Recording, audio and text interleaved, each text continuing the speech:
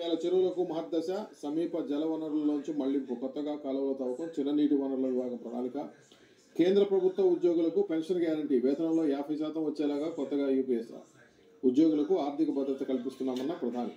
Senior నటుడు నాగార్జునకు చెందిన N convention నేలమట్టం, హైదరాబాద్లో ఆక్రమణలపై హైడ్రా చర్యలు, ఎఫ్టీఎల్లో ఉన్నందుకే కూల్చామన్న హైడ్రా కమిషనర్ రంగనాథ్, అంగుళం కూడా ఆక్రమణ లేదన్న నాగార్జున. మంకీ పాక్స్ నిర్ధారణ కిట్ వచ్చేసింది. దేశీయంగా తయారైన తొలి కిట్ ఏపీ మెడ్టెక్ ఘనత. ఇక నగర వనాల అభివృద్ధికి 15.4 కోట్లు తొలి విడతగా మంజూరు చేసిన కేంద్రం. ఉప ముఖ్యమంత్రి పవన్ కళ్యాణ్ వ్యాఖ్యలు. ఇసుక కొరత ఉండదు, పట్టా భూముల్లో తవ్వకాలకు అనుమతి, గంజాయి స్మగ్లర్ల బరితెగింపు. వెంకటరెడ్డి ఇసుక అక్రమాలపై ఏసీబీ నజర్, అన్ని జిల్లాల్లో గనుల శాఖ కార్యాలయాల్లో దస్త్రాల పరిశీలన. ఇక నింగికి వెళ్లి నేలకు మళ్లీ హైబ్రిడ్ రాకెట్ రోమీ-1 ప్రయోగం విజయవంతం.